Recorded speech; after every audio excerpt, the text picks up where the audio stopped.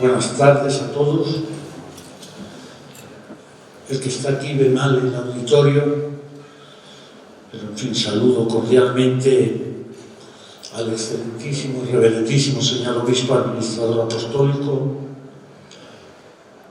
a la concejala de Cultura y otros miembros de la corporación municipal, a los muy ilustres señores capitulares, a los presidentes de la Junta de Cofradías de Plasencia y de Salamanca, presidentes y hermanos de cofradías y hermandades, representantes de otras instituciones y asociaciones, querida profesora Asunción Escribano, amigas y amigos. Nos reunimos de nuevo para este pregón después de 2 años en los que la situación sanitaria nos lo hiciera imposible por razones obvias. Volvemos a este pregón de Semana Santa que el Cabildo de la Santa Iglesia Catedral comenzara hace ya 3 décadas, y lo hacemos con alegría, aunque conscientes de que la pandemia nos ha dejado, creo que para siempre, una herida que irá cicatrizando poco a poco, pero conscientes igualmente de que hoy está abierta otra herida, la de la invasión del querido pueblo de Ucrania, identificado con el misterio de la muerte de Cristo, centro de los acontecimientos de los que da noticia este pregón. En los últimos años se han multiplicado otras iniciativas similares al pregón de estas diferentes instancias. Sean bienvenidas, siempre que se evite el riesgo de la dispersión, lo cual casaría mal con el objetivo original del pregón, que es convertir en noticia pública y gozosa las actividades y los actos que vamos a celebrar en los próximos días, trascendiendo la mera información para ofrecernos alguna clave de su sentido más profundo, para cantar su belleza y para animarnos a la participación, tanto física como mística y espiritual. Para ello está con nosotros esta tarde la profesora Asunción Escribano Hernández, catedrática de Lengua y Literatura en la Facultad de Comunicación de la Universidad Pontificia de Salamanca, de la que también ha sido decana. Doctora en Lengua Española por la Universidad de Salamanca.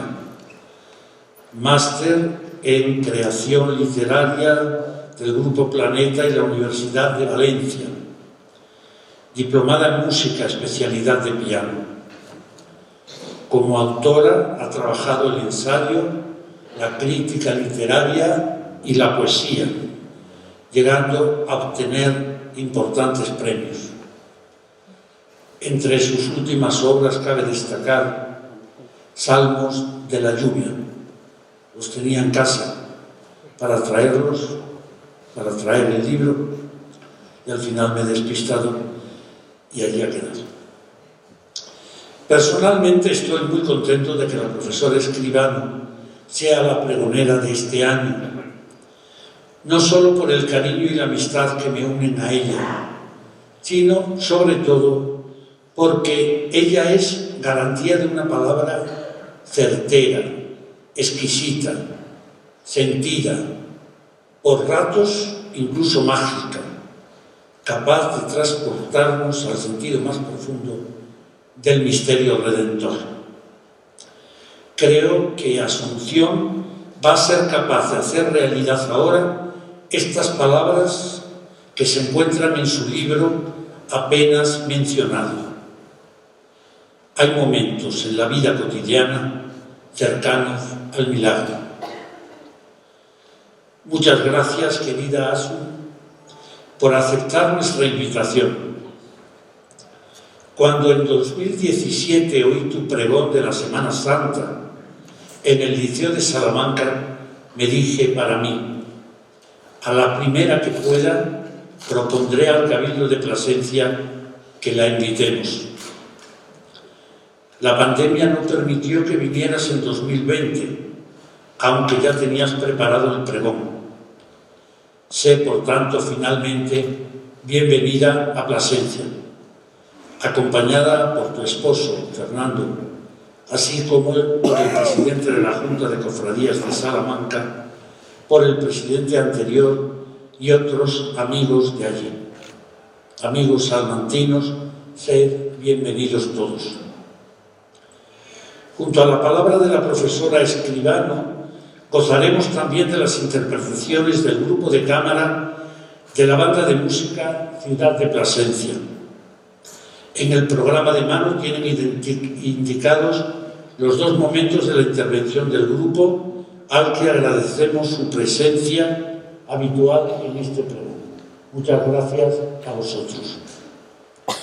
Agradezco también a la Fundación Caja Extremadura que nos haya cedido este hermoso auditorio Santa Ana, ante la imposibilidad de ofrecer el pregón en su sitio natural, que es nuestra querida catedral, afanada en estas semanas para ponerse a punto y lucir esplendorosa en la próxima exposición de las edades del hombre. Invito a todos a disfrutar de este momento. Creo que será fácil que lo que va a entrar por nuestros oídos pueda invadir nuestra mente y nuestro corazón. Como dice un salmo que creo le gusta a la profesora Escribano, que baje como lluvia sobre el césped, como llovizna que empapa la tierra. Muchas gracias.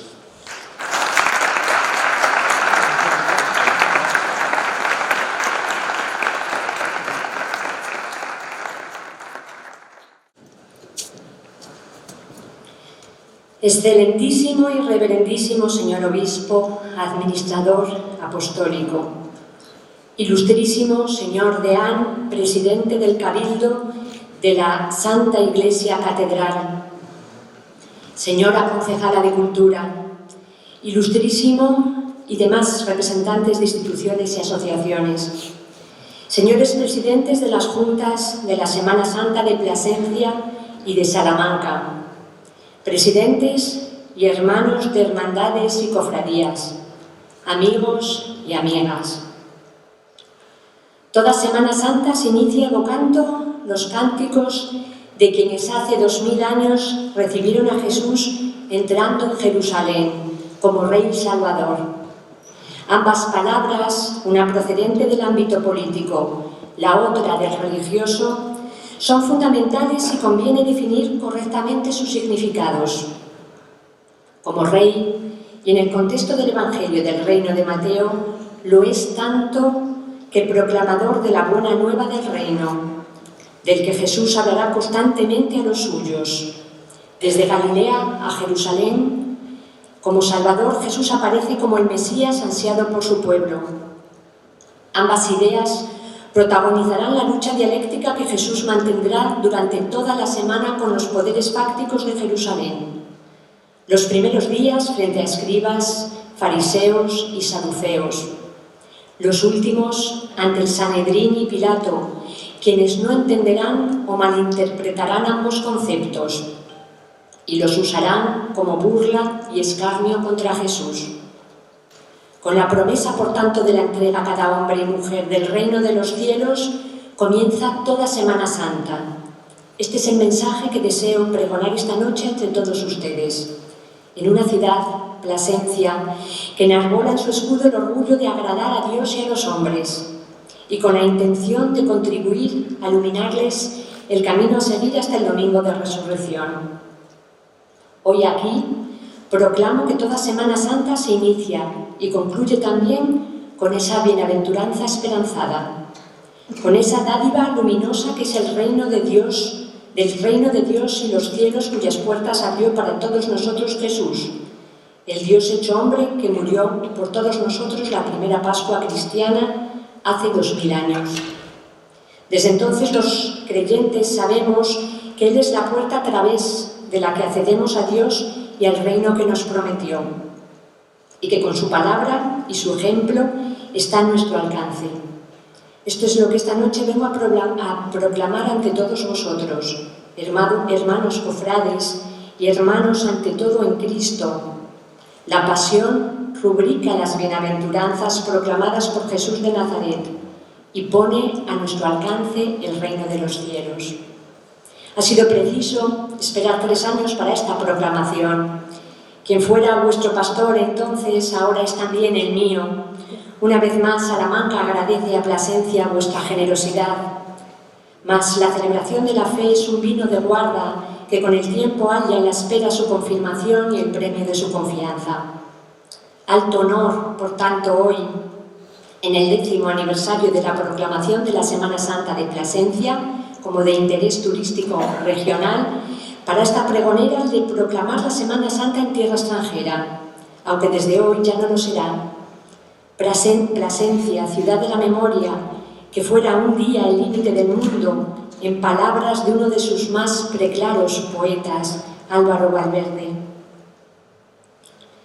Decía que se nos ha entregado todo a cambio de intentar hacer el molde de nuestro barro a la medida de quien nos regala el reino, de hacer nuestra vida del tamaño inmensamente pequeño de la suya, como si fuera una semilla de mostaza que contuviera ya en sí misma todo el aroma del bosque futuro y también todo el aleteo cálido de los pájaros que se posarán temblorosos en sus ramas.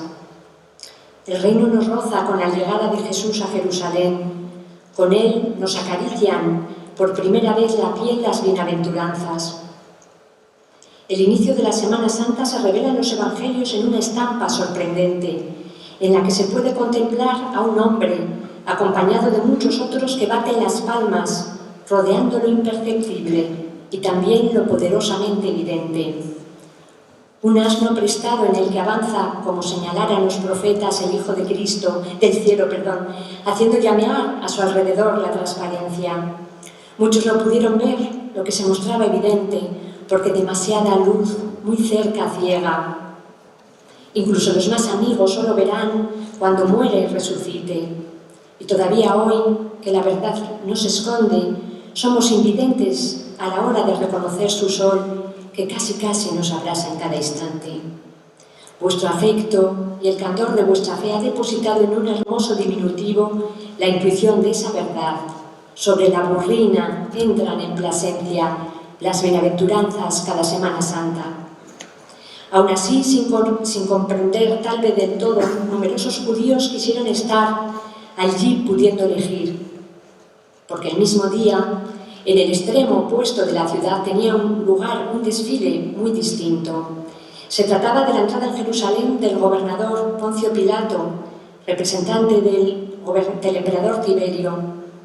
Una comitiva atronadora, como siempre lo ha sido en la historia, toda demostración del poder opresor sobre aquellos a los que oprime. Toda Semana Santa constituye un regreso anual al inicio de la historia. Y aquella entrada de Jesús en Jerusalén empieza con el relato de un puñado de pobres de espíritu, acompañando amorosamente con una fe que hoy podría parecer ingenua, a un hombre que había dicho que en él se anudaba el reino de Dios, que había nombrado a Dios como Padre, invitándonos a todos desde aquel día a hacer lo mismo. Acompañaban, en definitiva, a un hombre bueno que había agarrado las manos de otros hombres, acercándolas a las del Padre, y en cuyos corazones había tatuado el nombre único de Dios. Sabedor de la tradición, Jesús vuelve a recordar el mensaje bíblico de esperanza que el humilde, el pobre de espíritu, siempre necesita. Ante el eterno retorno de la duda, cuando piensa que ante lo que le ocurre Dios se olvida, se tapa la cara, nunca se enterará. Por eso el sermón de la montaña y la serena firmeza con que ha entrado en Jerusalén se integran en la tradición de Israel y evocan el salmo en el que Dios responde: por la angustia de los humildes, por el grito de los pobres, ahora me alzo yo, dice el Señor, y daré la salvación a quien la ansía. Porque los salmos son la fe del pueblo de Israel hecha oración, y atravesando el profetismo más combativo, con la convicción en la que espera Israel a la llegada de Jesús. No penséis que he venido a abolir la ley y los profetas. No he venido a abolirlos, sino a darles cumplimiento. Alguien ha señalado que la verdad es aquello que arde y la Semana Santa se inicia como el destello intenso de una vela en la penumbra, que ejemplifica en Cristo la pobreza de espíritu. Lo había profetizado Zacarías. Exulta sin freno Sión, grita de alegría Jerusalén, que viene a ti tu Rey justo y victorioso, humilde y montado en un asno, en una cría de asna. Aquel que ofrecía a los pobres el reino de Dios entra en Jerusalén mostrando esa verdad intensa que custodia lo sencillo, afirmada con antelación a sus discípulos mediante ese quiasmo profundamente expresivo: los últimos serán los primeros y los primeros últimos. No como un rey en su caballo, ni en la grupa dorada o púrpura de los emperadores, sino en la cría de un asna prestada, la cría que hay que devolver, en lo más bajo de lo bajo, en lo más pequeño de lo más pequeño, en lo más insignificante de lo insignificante. Es la pobreza elegida como opción de vida, propuesta por Jesús entonces y que sigue ahí como espejo ante nosotros, la del hermano Francisco de Asís, la de la hermana Teresa de Calcuta. Es, en definitiva, el espíritu franciscano del que bebe desde su origen esta Semana Santa de Plasencia, cuando en el siglo XIII se funda la cofradía de la Santa Veracruz. Manso entre los mansos, se rodeó de corderos, pero también de lobos que le seguían, olfateando acobardados la huella de su futura sangre. Mansedumbre es una palabra hermosa, poco considerada en nuestros días, derivada del término manso, alude hoy a lo débil, a lo falto de valor, a lo prescindible, y con frecuencia se utiliza para adjetivar despreciativamente, quizá por su asociación animal con lo domesticado. Pero tanto manso como mansedumbre están reconocidos en nuestro diccionario como las cualidades que posee alguien que es de condición benigna. Otra preciosa palabra, esta última casi en desuso, que nombra lo engendrado bueno de nacimiento. En tiempos de Jesús, los pobres y los mansos habitaban Israel como el sustrato que alimentaba toda la sociedad judía, y por ello también quedó reflejada su existencia en la historia y la pasión de Jesús. Basta desenfocar la vista de Jesús para percibir que, sea cual sea el Evangelio que leamos, componen un fresco precioso de personas esperanzadas que acompañaron silenciosamente en su viaje, entregándole confiados todo su futuro.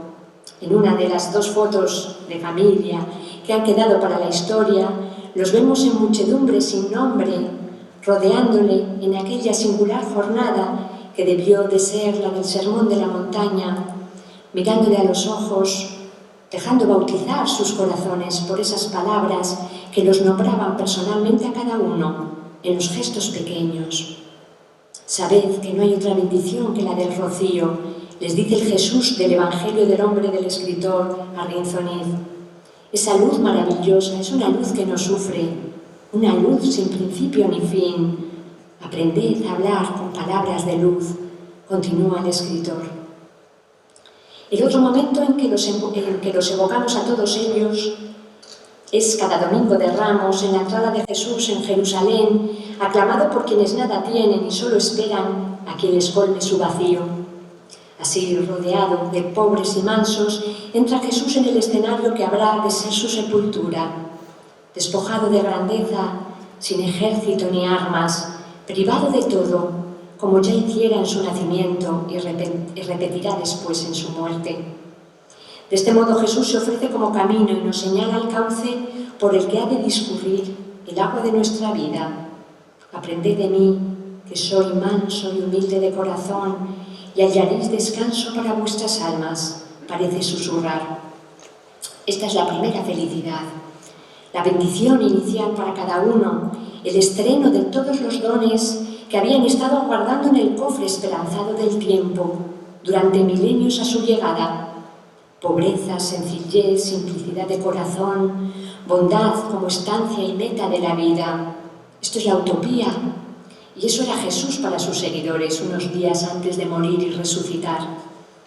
Es la bienaventuranza que las anuda a todas, la primera, la que contiene todo el reino. Bienaventurados los pobres de espíritu, porque de ellos es el reino de los cielos. Bienaventurados los mansos, porque ellos poseerán en herencia la tierra. Había escrito sobre el aire de aquel monte Jesús, y ahora el eco de aquella bendición resonaba en los oídos de quienes le aclamaban. Después vendrán a resonar a lo largo de la semana todas las demás, pero esta es la que otorga razón al salmista cuando oraba. Si grita el pobre, Yahvé lo escucha y lo salva de todas sus angustias. Y aquel domingo, en Jerusalén, todos sintieron que esto podía cumplirse. Llama la atención cómo tras la entrada en Jerusalén, el lenguaje y la actitud de Jesús se tornaron virulentos y exacerbadamente críticos. Pero después de anunciar el reino de los cielos ya solo era posible continuar hacia adelante, pues quienes con él habían subido hasta allí desde Galilea y le han aclamado, esperan de él que la justicia de Dios se haga realidad para todos ellos. Cuando se nombra la justicia en los evangelios, no debe entenderse en su dimensión humana, ante cuyo amparo los judíos se hallaban en su mayor parte desprotegidos, sino que ésta se asocia a la voluntad de Dios. Esta idea se contextualiza nuevamente en un escenario familiar a la tradición judía desde siglos atrás, con un carácter salvífico y de dimensiones sociales. Yahvé realiza obras de justicia y otorga el derecho al oprimido, dice el salmista. Y Jesús, en pleno sermón de la montaña, avisará de que no cabe la entrada en el reino de los cielos si nuestra justicia no es mayor que la de los escribas y fariseos. De ahí los diferentes momentos que detallan principalmente los evangelios sinópticos, como si Mateo y Marcos y Lucas desearan desplegar los escenarios que han llevado a Jesús hasta ese momento, antes de pasar a relatar el hecho principal, su muerte y posterior resurrección.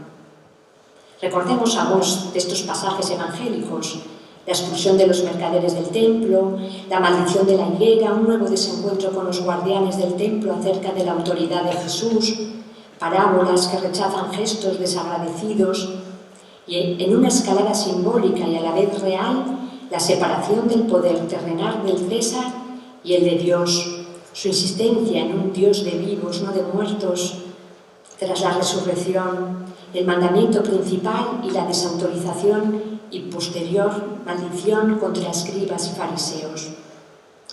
He aludido hace un minuto al lenguaje directo y hasta duro de Jesús en estos primeros días de la Semana Santa, y quisiera hacer un inciso.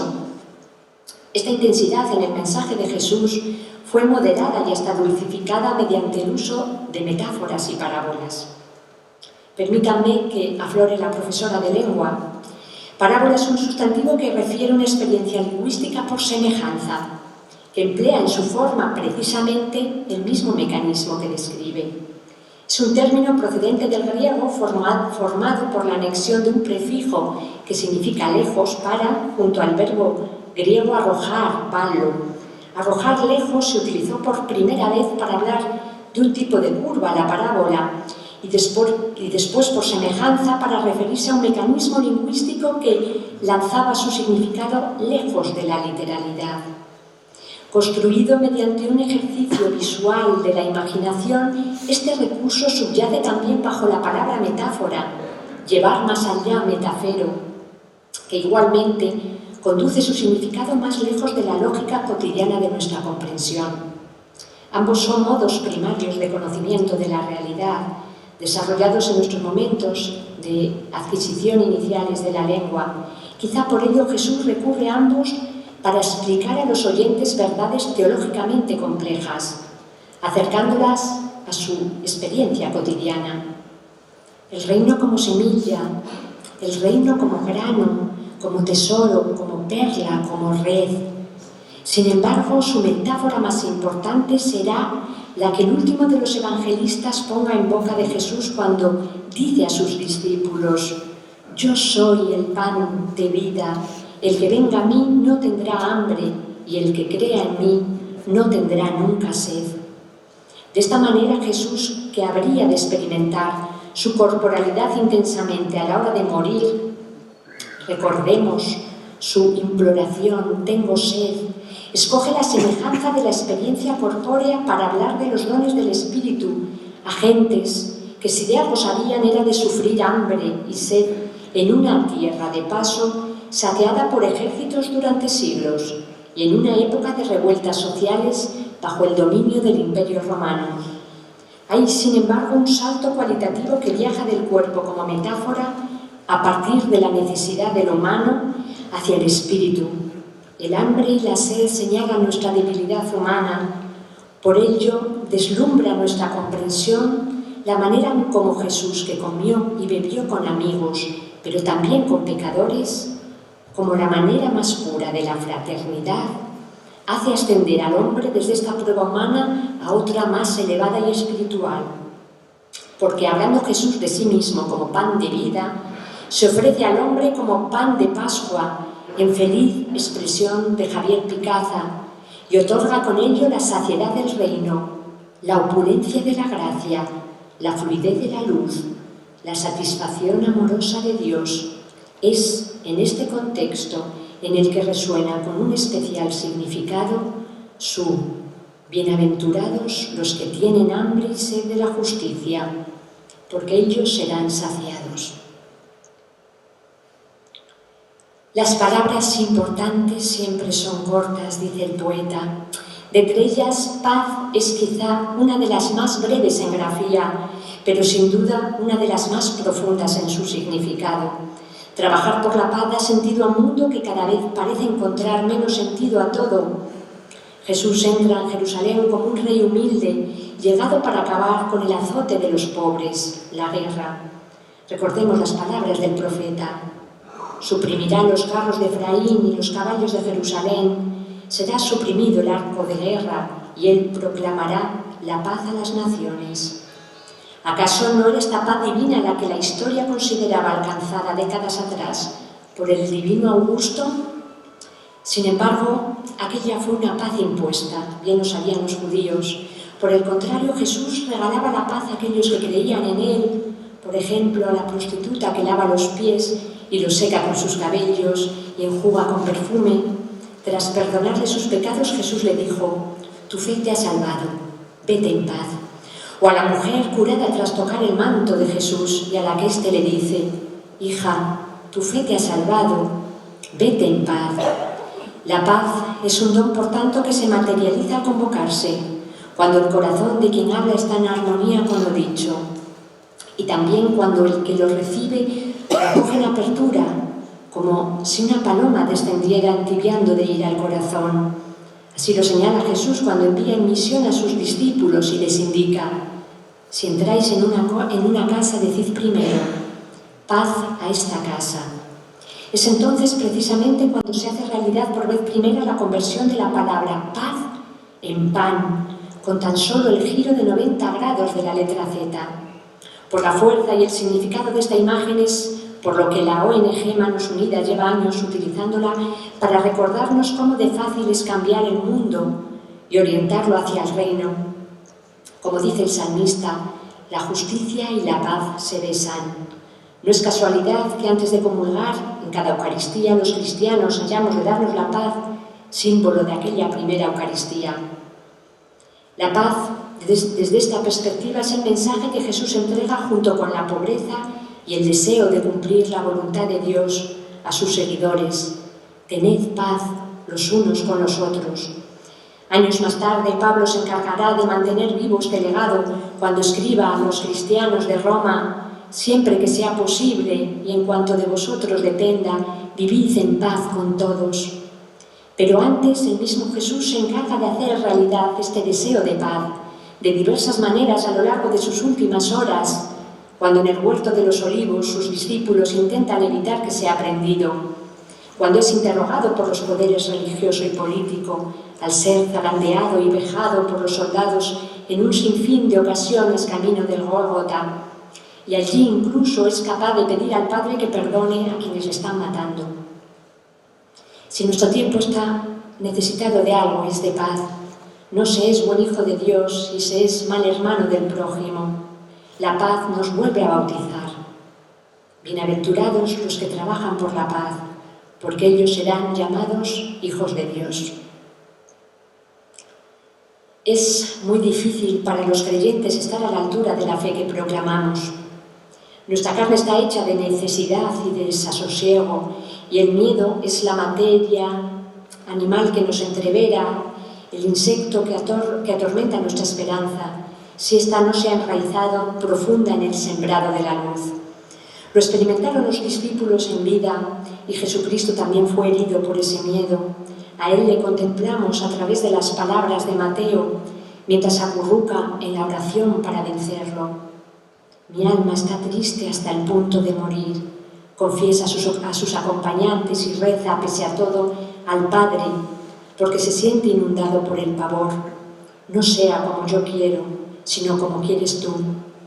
Pedro también sintió la íntima persecución del chacal de su propio espanto cuando negó al Maestro por 3 veces.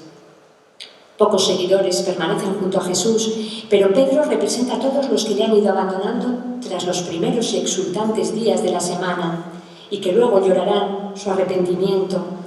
Y no solo le abandonan por miedo a quienes desean ver muerto a Jesús, sino también al ser consciente de la coherencia de vida que comprometía su mensaje. Solo Juan se atreve a ponerlo por escrito. Muchos de sus discípulos al oírle dijeron: «Es duro este lenguaje, ¿quién puede escucharlo?». Desde entonces muchos de sus discípulos se volvieron atrás y ya no andaban con él. Añade para concluir, y antes de pasar simbólicamente a referir la confesión de fe de Pedro. Ha escrito el poeta Antonio Colinas que dentro del proceso del conocer se halla la prueba más difícil, la de saber descender. La caída hasta el cenagal del espanto por parte de Pedro y de los seguidores de Jesús fue necesaria en aquel momento, como lo sigue siendo ahora, para poder ascender después de ese éxodo hasta la certidumbre absoluta, hasta las palabras de vida eterna. Es entonces cuando la entrega ya es total y el miedo tan solo la estela de un tajo en la comunión de las sombras, una estación de paso que se ha dejado atrás, puesto que, como señala el escritor Gobán sabiamente, hay que comprender que en lo profundo no estamos en peligro. Así se hace vívida la bendición. Bienaventurados los perseguidos por causa de la justicia, porque de ellos es el reino de los cielos. Y sin duda alguna, si hay un lugar hoy en el que esta bienaventuranza cobra todo su sentido, es de un modo muy especial en Jerusalén y alrededores, donde el territorio que recorrió Jesús con sus discípulos se halla hoy ensangrentado, y en él los cristianos son perseguidos y asesinados, despreciados, igual que allí en numerosos espacios públicos de nuestra sociedad. Bienaventurados seáis cuando os injurien y os persigan, y cuando por mi causa os acusen en falso de toda clase de males. Alegraos y regocijaos, porque vuestra recompensa será grande en los cielos, pues de la misma manera persiguieron a los profetas anteriores a vosotros. Bendice el Señor. Nada desvelo al decir que la pasión está colmada también de mujeres fieles, seguidoras de Jesús. La Semana Santa de Plasencia bien las ha representado a todas. Ellas son las que hacen de la tristeza un sudario de consuelo para Cristo. Ellas son, sobre todo ellas, las que sufren y lloran. Los evangelistas coinciden en esto. Camino del Calvario señala Lucas que le seguía una gran multitud de pueblo y mujeres que se dolían y lamentaban por él. Son testigos entre lágrimas siempre del momento final de Cristo y también de su nuevo principio, al final del tiempo. Las lágrimas que, según el escritor latino Juvenal, representan la parte más hermosa de nuestros sentidos, también son la más compasiva.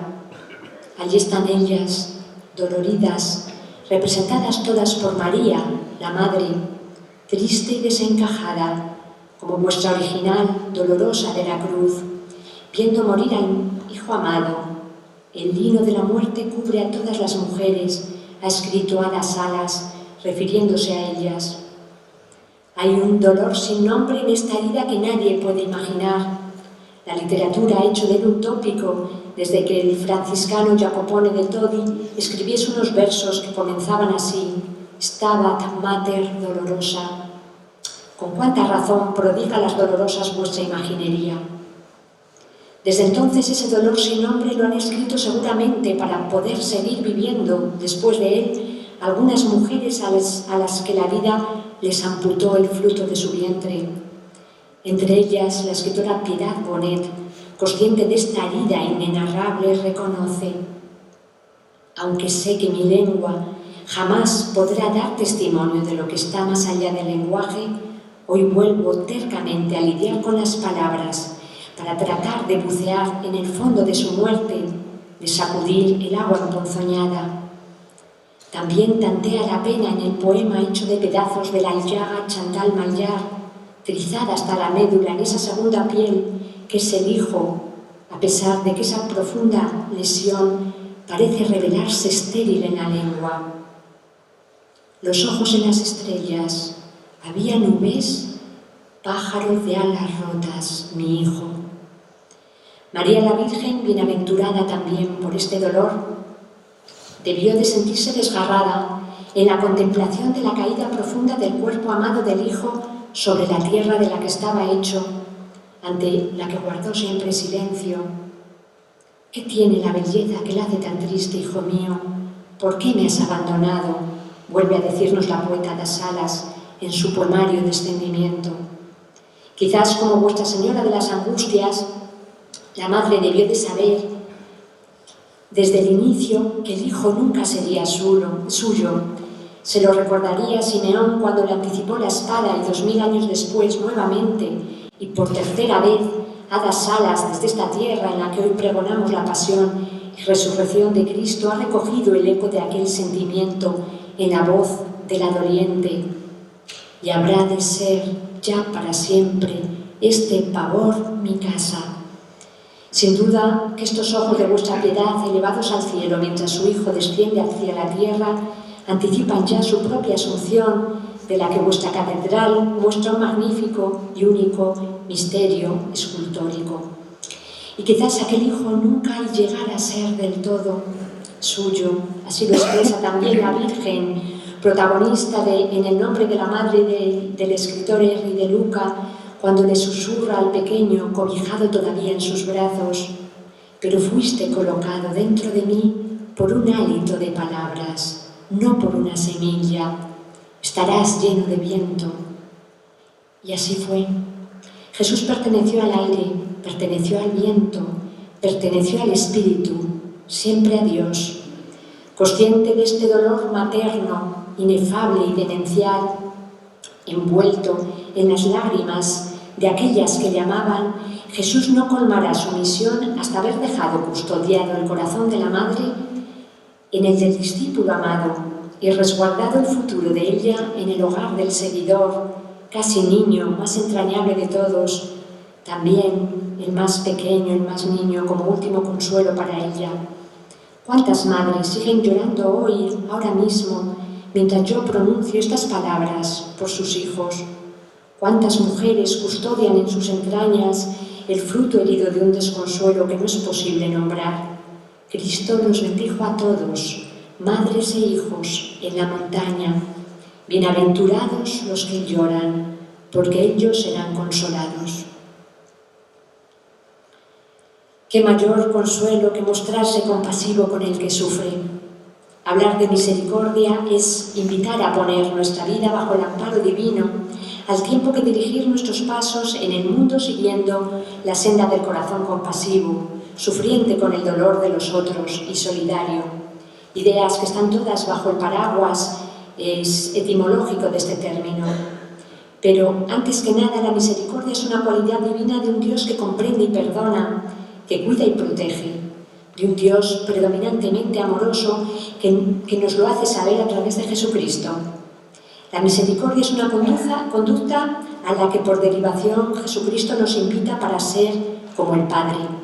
Nos la recuerda Lucas en boca de Jesús: sed misericordiosos como vuestro Padre es misericordioso. La misericordia cruza su sentido con la compasión.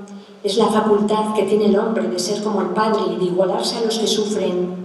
En nuestros días, sin embargo, se ha puesto de moda hablar de empatía, como hace tiempo lo estuvo hacerlo de solidaridad. A la empatía ya no se la dota de ropajes éticos o morales, y mucho menos religiosos, sino apenas psicológicos. Alude a una comunidad de sentimientos y se define como la capacidad de identificarse con alguien y compartir sus sentimientos. Pero no es lo mismo compartir sentimientos con alguien que sentir pena, ternura e identificación ante los males de alguien, que es lo que significa compasión. Una mujer laica de origen judío nos ha aportado una lúcida y certera clave acerca de nuestro comportamiento al respecto. Siempre que sentimos simpatía, ha escrito Susan Sontag, sentimos que no somos cómplices de las causas del sufrimiento. Nuestra simpatía proclama nuestra inocencia, así como nuestra ineficacia. Jesús lo había expresado con toda claridad en aquellos hermosos días de Galilea, cuyas enseñanzas los evangelios sinópticos agrupan en unas pocas páginas. Porque si amáis a los que os aman, ¿qué recompensa vais a tener? Más aún, el gozne luminoso entre la palabra simpatía del griego clásico y compasión procedente del latín tardío es precisamente el cristianismo, toda una revolución. Y esta revolución no hubiera sido posible sin lo que ahora pregonamos, la muerte y resurrección de Jesús en aquella primera semana en Jerusalén. Esta solidaridad a la que he aludido hace un momento es la que muestra con Jesús en la cruz uno de los crucificados junto a él. Según Mateo y Marcos, aquellos otros condenados con él le injuriaban, pero Lucas nos dice que uno de ellos, el buen ladrón, supo en aquel momento de cercanía a la caída en la arena del mundo que quien muere junto a él no es como ellos, porque como él mismo dice, en cambio, este nada malo ha hecho. Como escribiera con total lucidez el último Antonio Cabrera, el frío acelera la compasión. E iluminado por lo que siente por Jesús, Dimas no le pide la vida en la tierra, ni le ruega la liberación vital, sino que le suplica: Jesús, acuérdate de mí cuando vengas con tu reino. Mateo no emplea la palabra reino porque sí. Se está cerrando el círculo abierto el domingo de Ramos con los pobres y los mansos, y Jesús ha ido en la última semana de su vida recordando a quienes se cruzaban ante él que las bienaventuranzas son un regalo, como es la misericordia de Dios para con nosotros, en forma de redención en el último momento de la vida de Jesús. Así Cristo se compadece de quien antes, como única isla de afecto, en el océano de odio y desprecio que fueron sus últimas horas de agonía clavado en la cruz, se ha compadecido de él y le sacia con la entrega de ese reino en el que junto a él ha creído, y la promesa de acompañarle en este mismo día en el paraíso. Así muere Jesús, como con una expresiva paranomasia lo ha definido González de Cardenal: redentor solitario y solidario. Como creyentes, además, hemos de situarnos en otro plano, y las palabras que utilizamos son importantes, pues modelan nuestra esencia. Lo que en Dimas es un modo de proceder, en Jesucristo es atributo. Virtud en el hombre, la misericordia, es una de las perfecciones propias de la esencia de Dios. Por eso acierta el teólogo Núñez Regodón al señalar que nuestra misericordia solo es posible si bebe de la fuente de la misericordia de Dios, el Padre de Jesús, y a imitación del propio Jesús, el misericordioso. Ricardo Blázquez lo expresa desde la perspectiva del momento litúrgico en el que estamos. Del misterio pascual de Jesús brota la misericordia de Dios. Y el propio Papa Francisco diferencia estas dos dimensiones. La misericordia divina tiene más que ver con el juicio sobre nuestro pecado. La compasión tiene un rostro más humano, significa sufrir con, sufrir juntos, no permanecer indiferentes al dolor y al sufrimiento ajenos. En definitiva, Francisco nos devuelve al momento final entre Dimas y Jesús, cuando, una vez más, en las palabras de Jesús, como un acto realizativo pleno, decir y hacer se hacen nudo. Bienaventurados los misericordiosos, porque ellos alcanzarán misericordia. En nuestro mundo, campo abonado para poner en práctica la bienaventuranza anterior que nos empuja a ejercitar la compasión con el que sufre. Y en este sentido es en el que nuevamente el Papa Francisco escribe: Jesús no mira la realidad desde fuera, sin dejarse arañar, como si sacara una fotografía, se deja implicar. De esta compasión necesitamos hoy para vencer la globalización. Los evangelios están también esperanzadamente llenos de limpios de corazón. Nuestro tiempo apenas lo señala, pero se les distingue por la frecuencia con que miran a lo alto. Su dicha desciende de la contemplación cotidiana con los ojos bañados por la gracia. Muerto Jesús, serán los limpios de corazón quienes serán guiados para continuar percibiéndole entre los vivos, porque ellos ven y perciben lo que otros desprecian por acostumbrado. Dichoso el que sentado bajo los grandes árboles que iluminan de verde las mañanas del mundo no renuncia al regalo de lo inmenso, escribe nombrándolos Basilio Sánchez. Por ello son dichosos de manera muy humilde, porque dan cabida en sus oraciones a la gratitud. El corazón limpio comienza en la mirada. Por ello Jesús los previene del escándalo que penetra a través de los ojos y reprocha a sus seguidores su limitación de mirada. Teniendo ojos no veis y teniendo oídos no oís.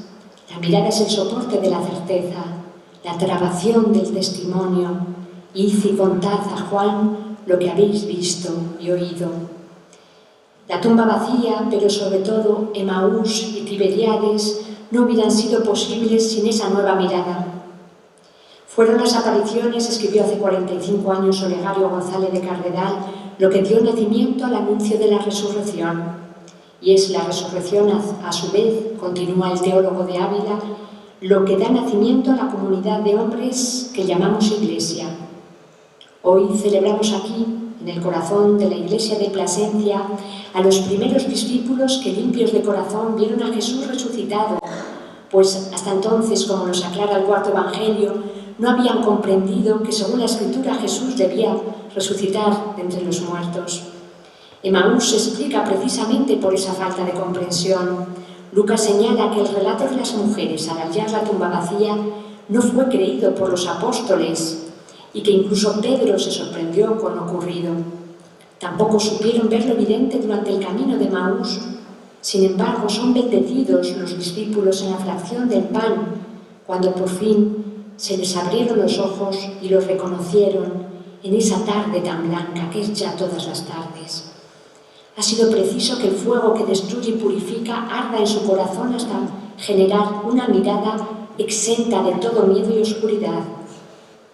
Lo presentían en el incendio del aire en el camino, en el aleteo de la esperanza, en el compartir el alimento, en el corazón afiebrado al santificarlo, pero ha tenido que ser la palabra la que les ilumine el corazón.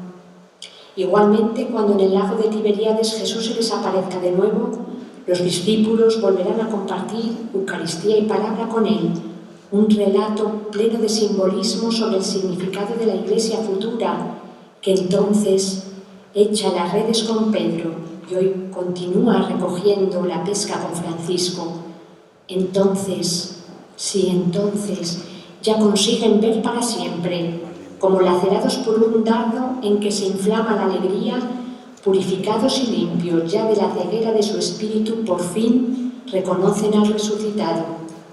Ha llegado la luz, en mí arden los pájaros, hace decir el poeta Lázaro, tras conocer la resurrección.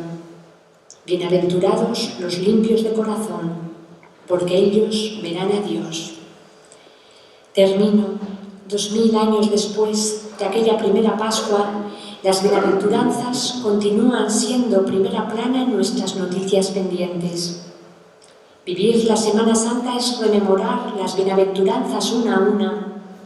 La semana que fue altavoz para la historia del mensaje del reino estuvo dedicada a todos aquellos que entraron con él en Jerusalén, aquellos que le escucharon y le creyeron, aquellos que se emocionaron con sus palabras y que primero huyeron por miedo, pero luego volvieron buscándole y entonces se les abrieron los ojos.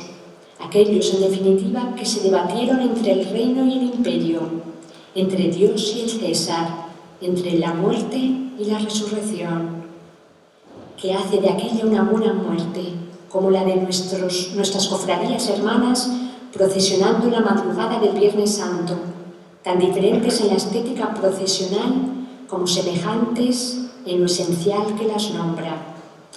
Pero aquellos afortunados ahora somos nosotros.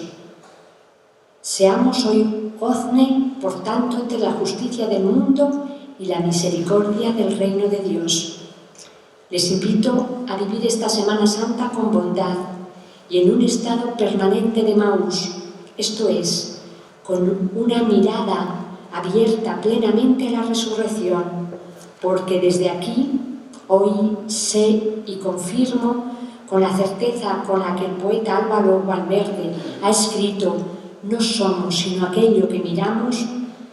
Con esa certeza hoy sé y confirmo, insisto, que los creyentes somos, desde hace 2000 años, amor y belleza, luz y bienaventuranza, esperanza y salvación.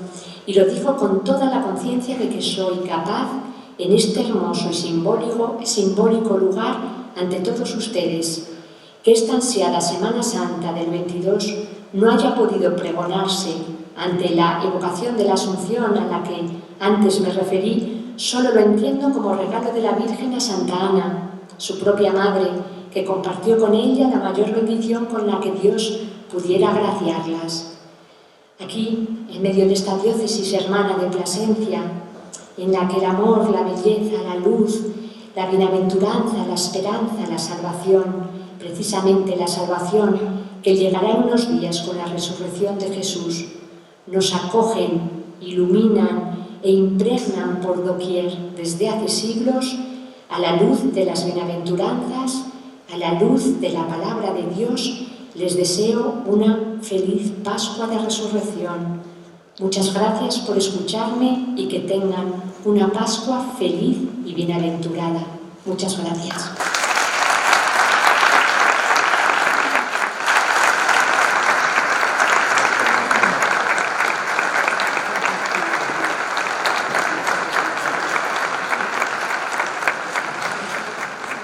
Y él dice el programa que al final hay unas palabras del obispo.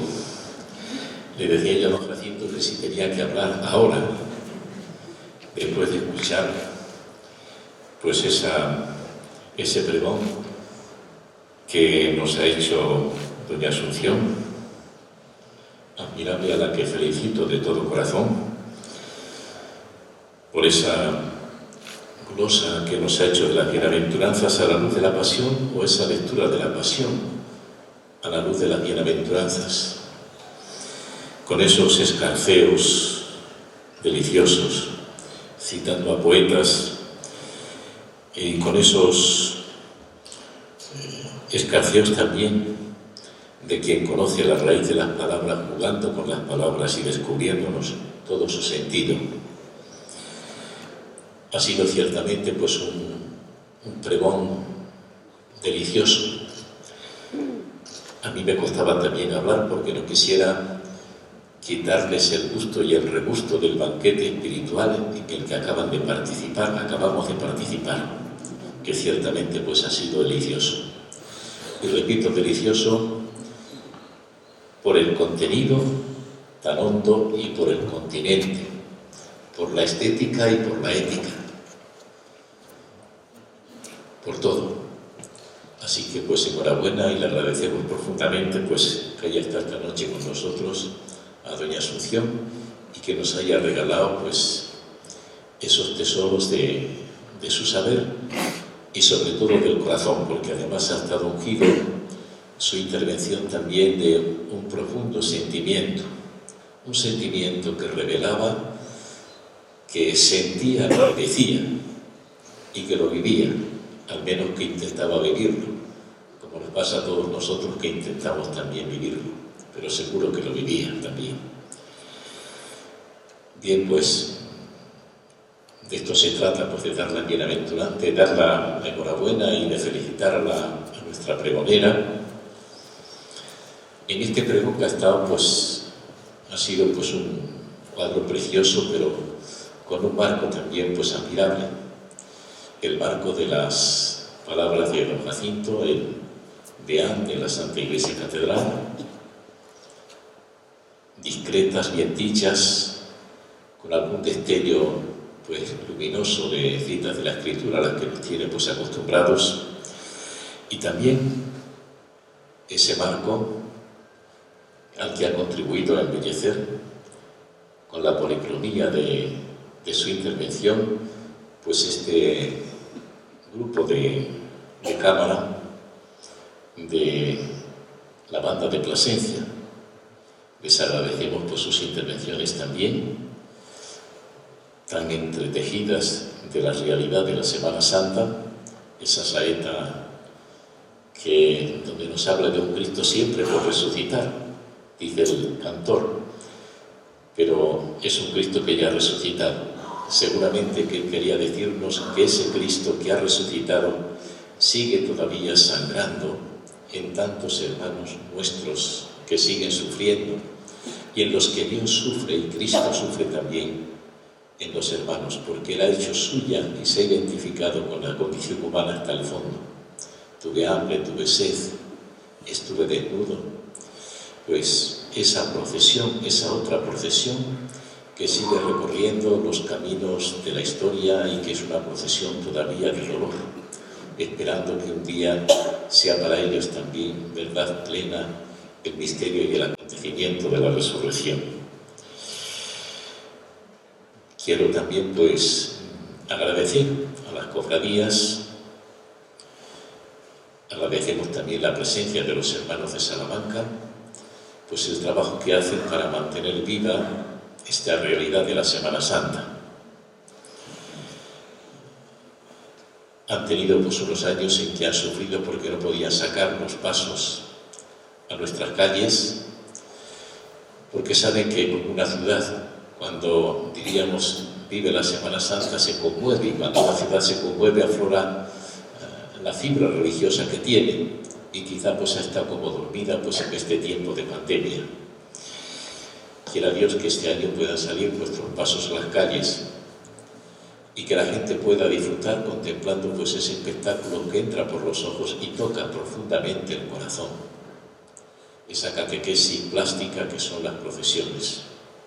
Les invito también, les invito a contemplar con gozo, a contemplar con ojos de admiración, como nos pedía pues la pregonera, nuestras procesiones, y les invito también a participar en las celebraciones litúrgicas, la acción más eminente de la Iglesia, que dice el Concilio Vaticano II, donde el acontecimiento, aquellos acontecimientos que sucedieron hace ya 2.000 años, más de 2.000 años, se hacen sacramento y se actualizan misteriosamente en la liturgia para hacernos contemporáneos y para poder vivir y que vuelvan otra vez pues a darnos vida a cada uno de nosotros en nuestro hoy, en nuestra historia concreta.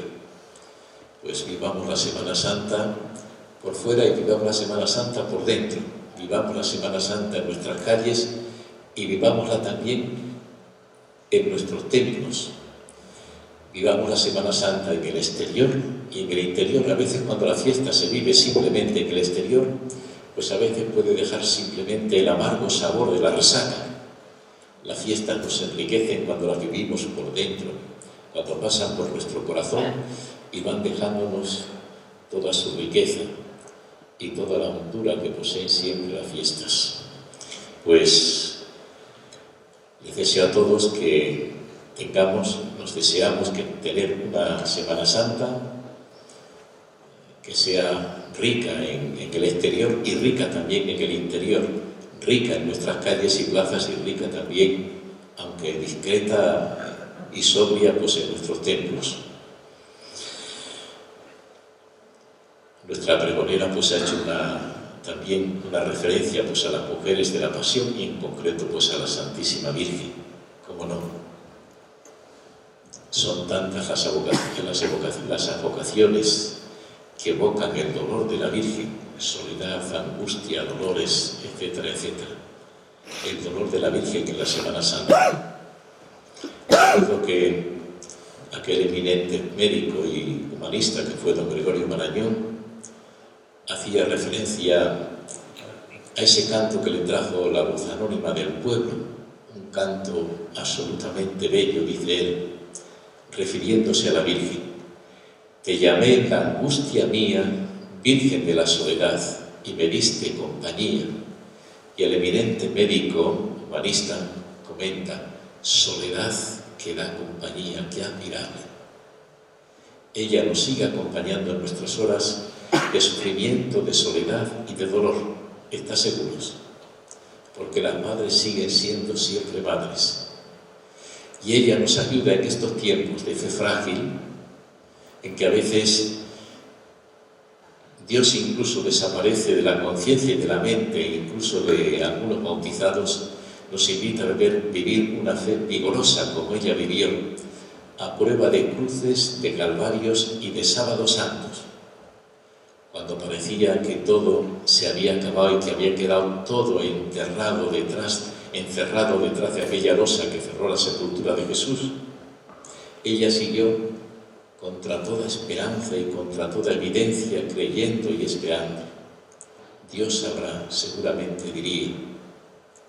Es una tradición preciosa que expresaba pues la liturgia en un rito que vivíamos y que después de la reforma litúrgica ha desaparecido, aunque se conserva todavía en algunos lugares, en aquel oficio de tinieblas, en que se iban cantando los salmos de maitines y se iban apagando las velas del lucernario, pero al final había una vela que nunca se apagaba, que se llevaba a la sacristía. Recuerdo el lucernario que se ponía a la puerta de la sacristía de nuestra catedral. Nunca se apagaba. Pues una tradición que se puede perseguir por lo menos hasta el siglo XI nos acredita, juntamente con el testimonio de los santos padres, que la fe de María ni se apagó ni se vino abajo, ni en el Viernes Santo, ni en la hora de la cruz, ni en la soledad infinita del Sábado Santo. Que ella nos acompañe en este Sábado Santo de la historia, en que parece que Dios desaparece de las conciencias de tantas personas, y que ella, lo mismo que mantuvo la fe de aquel grupo naciente, de aquella iglesia que nacía en los discípulos, hasta el estallido luminoso de la mañana de Pascua y las apariciones, que ella siga sosteniendo la fe de nuestra Iglesia y la fe de todos nosotros, como entonces la hizo. Les deseo a todos una muy fructuosa Semana Santa y, como no, como nuestra pregonera, pues una muy feliz Pascua de Resurrección. Gracias.